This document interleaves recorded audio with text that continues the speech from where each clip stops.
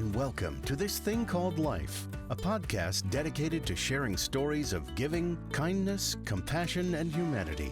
Your host, Andy Johnson, will guide you through powerful stories of organ, tissue, and eye donation from individuals, families, and healthcare teams whose experiences will inspire you. Every act of giving, no matter how small, has the potential to change a life. We're so glad you're here. Now, let's dive into the show. Hi, everyone. I'm Andy Johnson, and welcome to This Thing Called Life. I'm so excited to have you all tune in. I have a very special guest with me today, Miss Erica Randall. Hello, Erica. Hello, Andy. Welcome to the show. Thank you for having me. Thank you for being here. Tell the audience what you do at Network for Hope. Let's start there. So I am the Community Partnerships and Events Manager. My job is to help plan our events all over our DSA, work on our relationships, keep them healthy, keep them positive, and just try to maintain our image as best I can.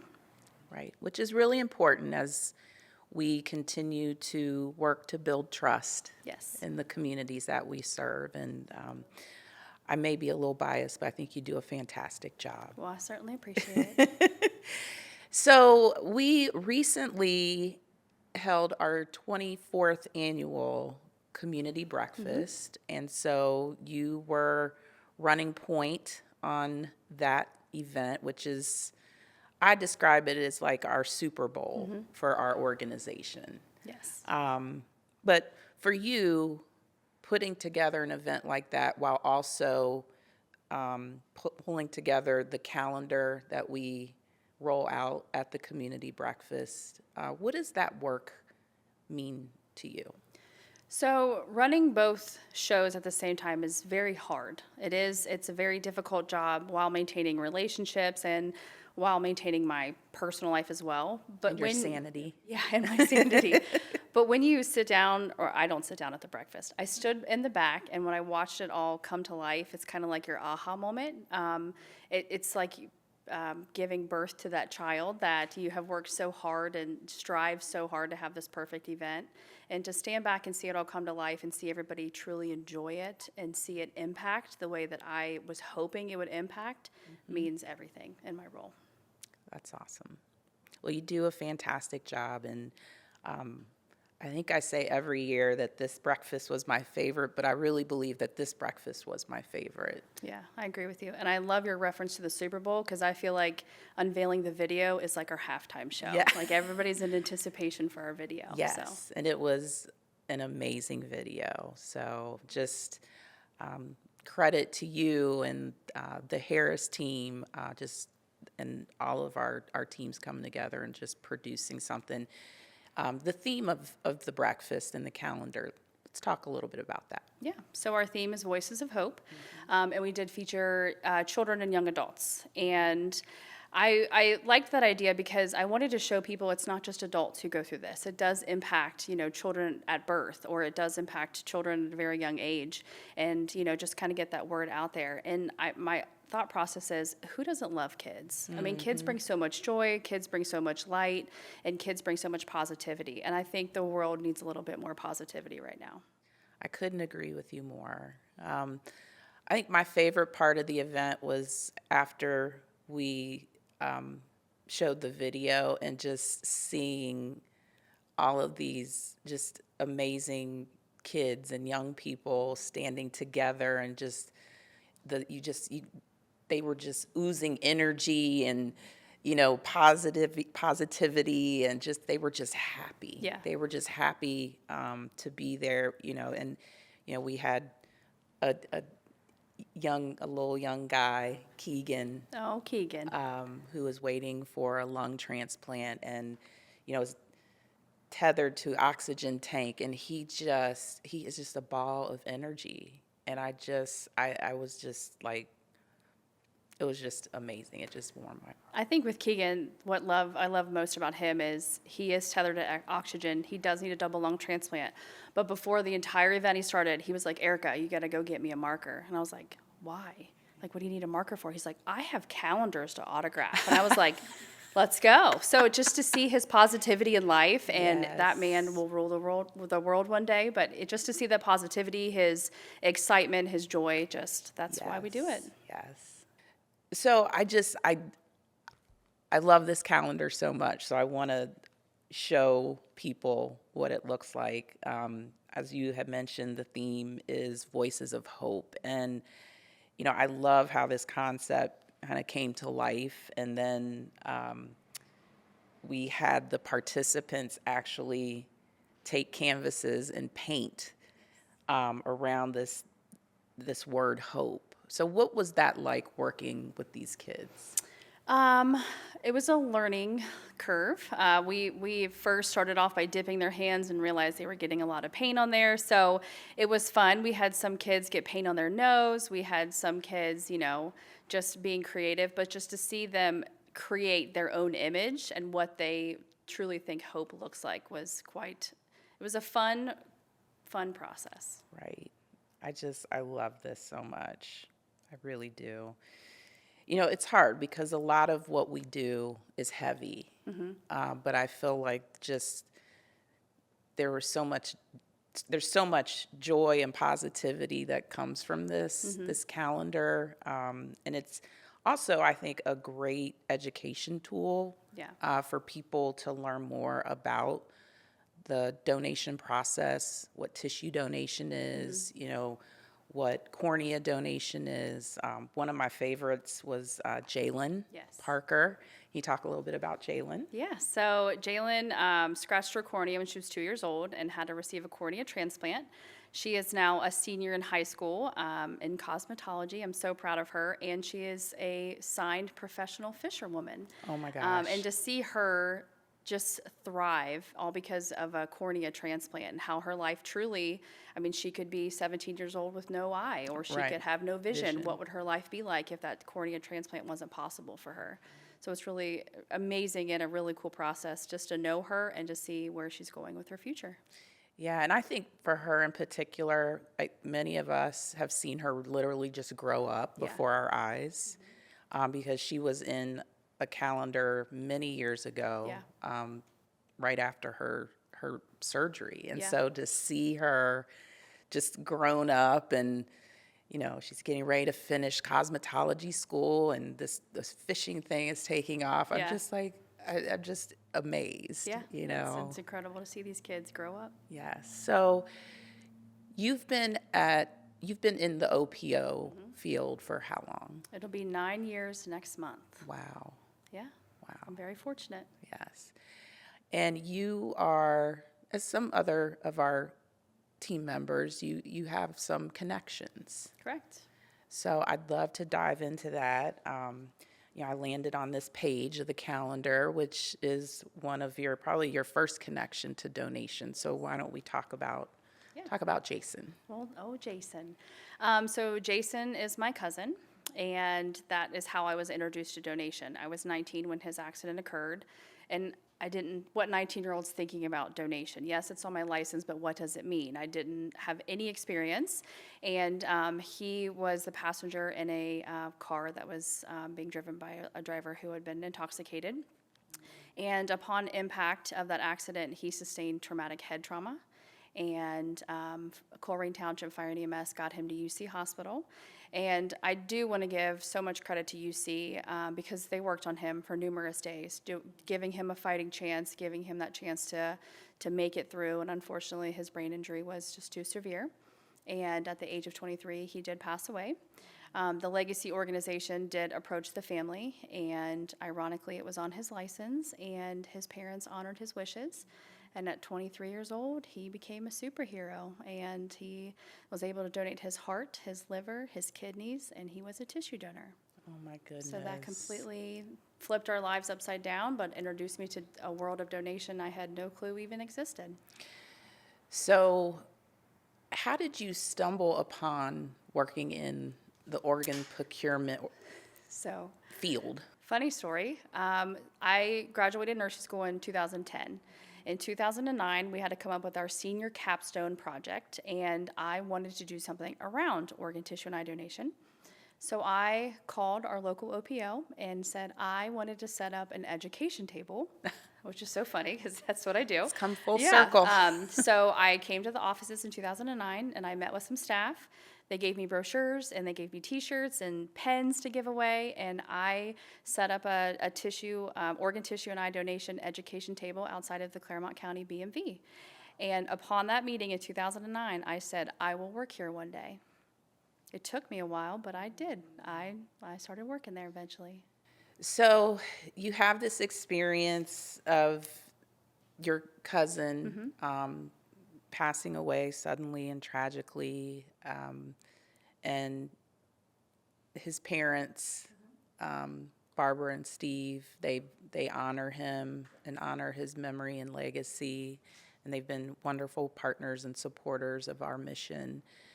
And then you decide to do your capstone around this topic. And then, fast forward, 11 years ago, you started in our donation support services area. So tell us about that. Yeah, so when I started our legacy organization, I was in the DSS, and it was our job to take the referrals, to do medical evaluations on patients, and then walk families through the paperwork for tissue and cornea donation. And I will be forever thankful for the 5.5 years I spent in that department because I gained so much knowledge in tissue, and the connections that I made with families just made me so grateful for what I do have. I was so thankful and lucky to be the person that called these families and walked them through that process. I have families I have cried with. I have families that I was sobbing, laughing with because of certain questions we have to ask them. And just making those connections will be just a memory, and I'm just so grateful that I had that opportunity. And then I came over to community relations. Yes, you Some did. podcast runner gave me a chance. Yay, we're so happy that you're here. I think, as you were talking about the privilege of speaking to families, truly at their darkest moment, I recall several years ago when we would host our ceremony to honor donors. And at one point, people who worked with families got to meet those families for the first time since talking to them over the phone. What was that like for you? I think it was very comforting because there was finally a face to the name. There was finally a face to the situation where, there was particular families I was crying with who were now hugging me with joy because they're so happy and so honored that their loved one became a donor. And just to have that connection, there's still some donor families that, will check in via email sometimes just to send updates on how they're doing. And I truly just greatly appreciate it. And I think it's an honor to give them the chance to have that light that somebody gave me when Jason became a donor. It gave us some positivity to his death. It gave us some glimpse of hope, some light in our lives. And to pass that on to somebody else to have that chance was a great privilege. Yes, absolutely. So you touched on when you were speaking to families, sometimes, there'd be some humor because of the questions that had to be asked. But I think this is really a good opportunity to educate folks about why we have to ask questions. Could you talk a bit about that? Yeah, so it was 46 questions when I was, I don't know if it's changed since then, but it is some personal information, but we have to ask that just to make sure that the tissue would be safe to pass it on. A lot of people understood it. If you donate blood, it's pretty much the same questions as you would answer if you donated blood, but it's just to keep the recipient safe and also to make sure we're not doing unnecessary recoveries on somebody. Absolutely. I think that's really important because I think a lot of people don't understand the gift of tissue donation. Correct. Because we talk so much about organ, but just the reason why that the process has to be that way. Correct. So I appreciate you talking about that. Thanks to Robert Winter. I'm an expert in that field. Yes, Dr. Winter. Dr. Winter. So moving forward, you're married, have two amazing children. And in 2022, your mother-in-law became ill. Yes. So can you talk a bit about that? So ironically enough, I did work in the DSS. So Gail was diagnosed in 2021. So I had the DSS family with me every step of the way, from diagnosis up until her passing. So she came in one day to nanny my kids. She put them on the bus. She took care of them so I could come into work. And she walked in the doors, and she was as yellow as if somebody had colored her with a highlighter. And my jaw hit the floor, and I was just staring at her, and she's like, I know, it's been like this all weekend. I'll call the doctors. And I was like, no, ma'am, we're going now. So we went to the doctors, and she was diagnosed with cholangiocarcinoma, which is liver cancer. And she had a few procedures where they cauterized some of her liver in hopes that the good, healthy side would rejuvenate, and that didn't happen. She had external drains placed that I would take care of, and shout out to the UC transplant liver team because they educated me so well to take care of her. And then they did put the option of a liver transplant on the table. And my realization of becoming, I was a donor family, I do this for a living, and now I would be a recipient family, like my circle would be complete. Unfortunately, her cancer had spread throughout her entire body, and it was a little too late, and she ended up passing away right after Christmas in January of 2022. I have a lot of shout outs today because she passed away at hospice, and hospice nurses and staff are some of the most best people in the entire world. The kindest, the most genuine. You have to be a special person to work in a field where every patient's going to pass away. Right. And I remember we kind of laughed at a horrible time because the nurse came in after Gail had passed away, and she said that she was a registered donor, which I already knew. And she said, Gail can help restore the gift of eyesight for up to 2 people. And my entire family started laughing. So this poor nurse was like, probably mortified, you know. Right. And ironically, I had a Donate Life hoodie on, and I said, I actually work there. And I said, I'll be happy to do the paperwork. And then my poor DSS friends had to walk me through that process, and she became a cornea donor at the age of 66, and her corneas are in Saudi Arabia. Wow. So 2 people in Saudi Arabia have the gift of sight because of her. That is incredible. Yeah. So. And again, great moment here to educate. Yeah. People can be cornea donors Yep. and have active cancer. We hear all the time, I'm too sick, or Yes. I have this in my past medical history. But truly, the education piece is missing there, where she had active metastasized cancer all over her body and was still able to help someone have that gift of life. So I love being able to educate that and share her story when I hear those things. And I'm like, hey, let me prove you wrong because I lived it. I love that. I think Yeah. that's such a great testimony and just opportunity to just empower people with the right information about Correct. the power of donation. So I'm going to just take a little bit of a turn. You worked really hard to engage students Correct. around the mission of organ donation, registering more people to be donors. Talk about that. Yeah. So I was introduced to a group called SODA, Student Organ Donation Advocates, and I was challenged to start the first chapter ever in the state of Ohio. I went one day to a local high school, Warren County Career Center. Shout out to them. These students are amazing. And I did my normal educator presentation, and at the end, I pitched the idea of them starting a SODA chapter. Before I had even made it home in my driveway, they had applied. And their job is to educate their peers, to set up their own education opportunities, and help register people as an organ, eye, and tissue donor on the National Registry. And so Warren County Career Center, I just checked their numbers the other day. They hit 551. Wow. Yeah, these kids are absolutely incredible. That is And amazing. it made sense to us because we were so confused as to how they were being so successful. When I'm asking you to register and I'm an older, complete stranger and you're coming to your classroom, you're like, I don't know. Yeah, I But when don't know your you. your friend Yeah. is saying, "Hey, this is the cool thing to do," like thankfully it's a healthy thing to do, Right. and they listen and they hop on board immediately. So Wow. we ended up moving into colleges as well. We started a chapter at University of Cincinnati and Miami University. Wow. And they have just flourished and done amazing thing as well. And I think we're up to 7 or 8 local SOTA chapters in our DSA. That is amazing. Yeah, these students are voices of hope. I mean, They how really are. much more clear can you make it? Yes, yes. And I think there is definitely something to be said about that peer-to-peer interaction. Correct. And I think that's amazing. Yeah. So they are some special kids. Yeah, and their teachers. I mean, their drive for our mission and vision is just, I think teenagers don't get a lot of credit these days, that Yeah. they're mistaken for trouble or lazy Yeah. or whatever the case may be. But these teenagers and college students have set the bar really high and helped us change the world.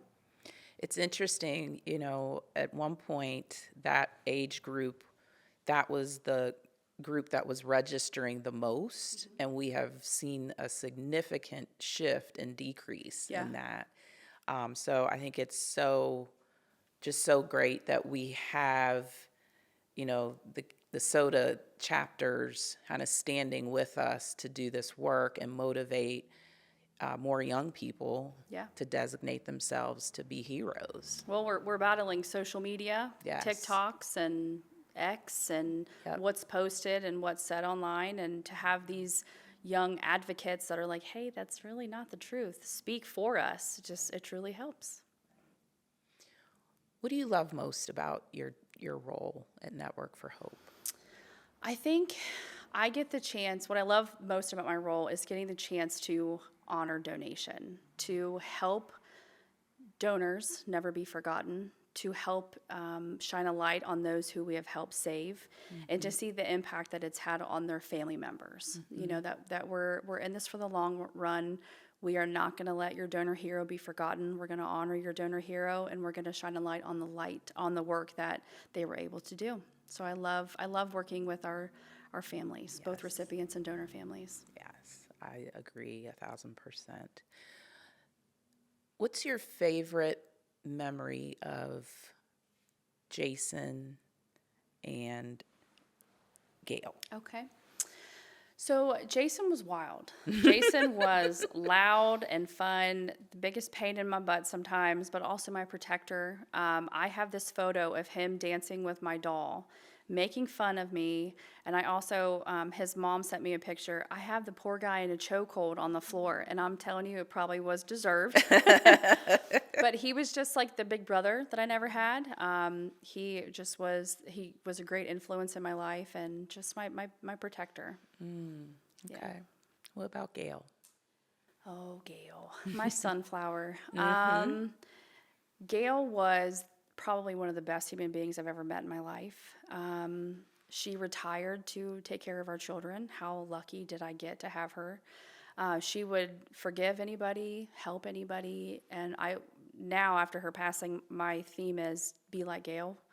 If I know I'm heading down a curvy road or something, I'm like, get it together, girl, be like Gail. What would Gail do? What would Gail do in this situation? But she was a blessing. She loved her swimming pool. We called it the Q-tip club. Her and her mom, who's 95, would be bobbing in the water. We called it the Q-tip club. But just her kindness. She was such a good person, and I loved her heart, and I miss her so much, but I'm so thankful that I was able to be her caretaker at her passing, that I was able to comfort her at her time of passing, and that our family is still strong and will always be strong because of my sunflower, Gail. I love that. Yeah, she was great. Yes. Well, I want to thank you for joining me today and just really sharing, Absolutely. your very personal connections, but I think it also it shows your why and it also shows the passion and purpose that you have for working in this field. So I just want to take this opportunity to just thank you for all that you do in support of our families and our recipients and our caregivers and our people that are still waiting for that life-saving gift. So thank you for all that you do. Thank you. It's an honor to be in this role, and I hope I get to do it for a very long time. Tell my boss that. Yes, I'll let her know. Again, I want to thank Erica for joining me today, and I just want to leave this with you. There are more than 100,000 people who are waiting for that second chance. They're men, women, and children, many of which we are in community with every day. And donation it's life-changing and it's healing, and not just to the person receiving that gift. It's life-changing for their families, their friends. It just has this ripple effect. And also from the donor perspective, as Erica was speaking, when donor families can see just a little bit of light in what is their darkest moment, there's a gift in that too.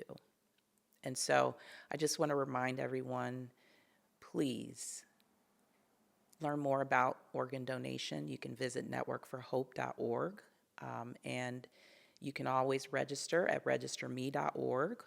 You can do it when you're getting your driver's license or state ID. It is life-changing and it is life-saving.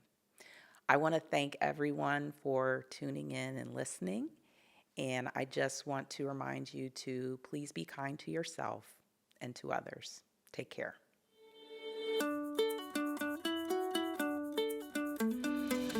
Thank you for tuning in to This Thing Called Life. Remember, every act of giving, no matter how small, has the potential to change a life. Be sure to subscribe on iTunes or wherever you listen to your favorite podcasts so you never miss a new episode. We'd truly appreciate it if you could share, like, or leave us a review to help us grow.